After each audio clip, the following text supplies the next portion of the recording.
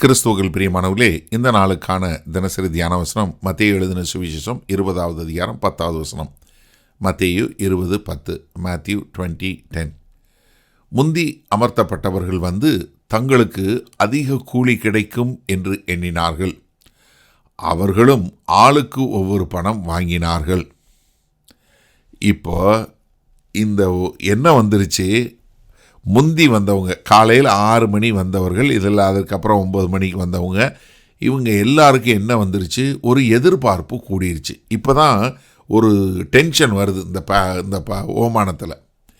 என்ன அவங்க பார்த்தாங்க, 5 மணிக்கு வேலைக்கு வந்தவங்களுக்கு முதல்ல வந்தவங்களுக்கு ஒரு பணம் கொடுத்தாச்சு. அப்போது நம்ம ரொம்ப நேரமாக வேலை பார்க்குறோம், எப்படி நம்ம ரொம்ப நேரம் வேலை பார்க்குறோம், அதனால் நமக்கு இன்னும் கூட கிடைக்கும். ஆனால் அவங்களுக்கு ஒத்துக்கொண்டது என்ன, அவங்க 2 பேரும் பேரம் பேசி ஒத்துக்கொண்டது ஒரு கூலி பணம் தான்.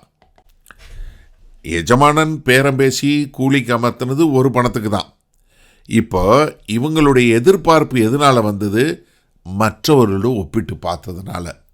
ஏன்னா எஜமானனுடைய வார்த்தை இல்லை, எஜமானன் சொன்னது ஒரு கூலி பணம் தான். ஆனால் இவங்க என்ன பார்த்தாங்க, 5 மணிக்கு வந்தவனுக்கு ஒரு பணம் கொடுத்துட்டாரு, அப்போ அதனால் நமக்கு கூட வரும்னு சொல்லி மற்றவர்களோடு ஒப்பிடக்கூடிய ஒரு காரியம். எனக்கு எப்போ தெரியுமா இப்படிப்பட்டது கிடைக்கும் அப்படின்னு சொல்லக்கூடியது, நம்ம மற்றவர்களோடு ஒப்பிட்டு பார்க்கும்போது தான்.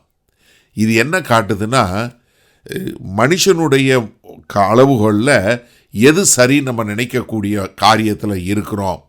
ஏன்னா நம்ம 6 மணிலேருந்து வேலை பார்த்துருக்கேன், அப்போ சாயந்தரம் 5 மணி வந்தவனோட என்னை ஒப்பிட பார்க்கலாமா?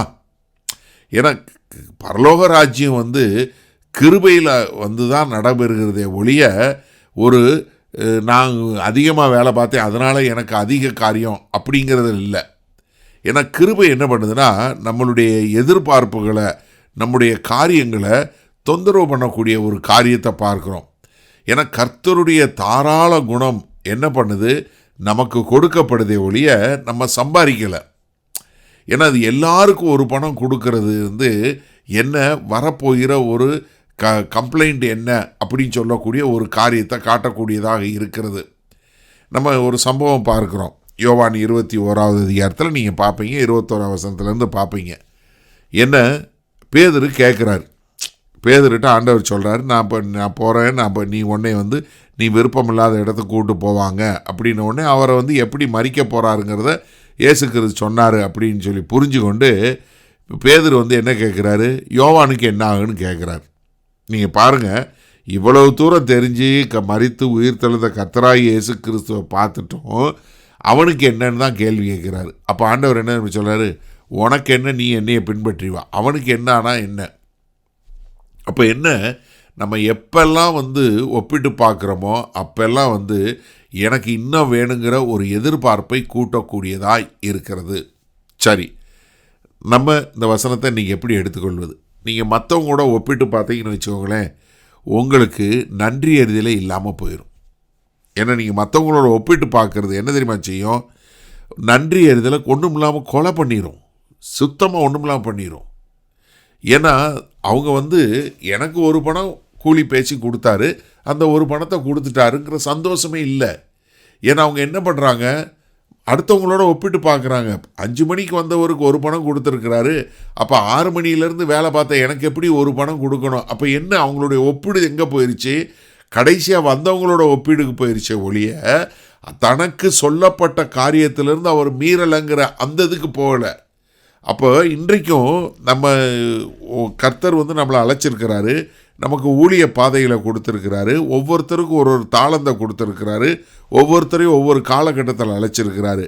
ஆனால் நம்ம என்ன பண்ணக்கூடாதுன்னா, மற்றவர்களோடு ஒப்பிட்டு பார்த்து கர்த்தருடைய தாராள தயாள குணத்தை, அவருடைய கிருபையை நம்ம ஒன்றும் இல்லாமல் பண்ணக்கூடாது. இதை நம்ம தெளிவாக புரிஞ்சு கொள்ளணும்.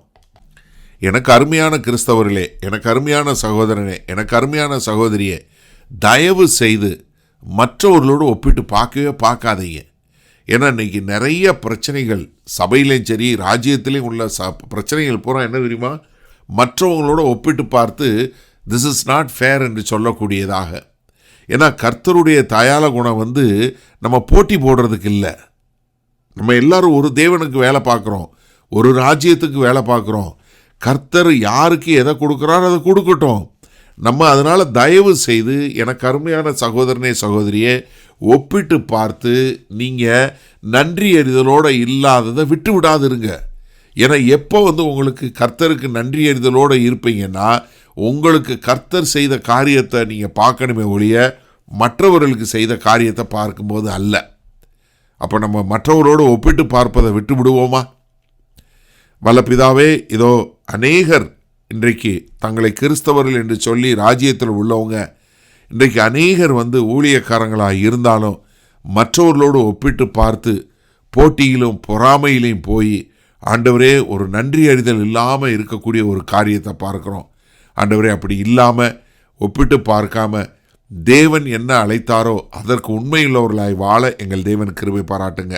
மீட்பெரும் இரட்சகருமாகிய இயேசு கிறிஸ்துவின் மூலம் பிதாவே, ஆமேன். கர்த்தர் உங்களை ஆசீர்வதிப்பாராக. நாம் இன்று மாலை மண்ணால் சந்திப்போம்.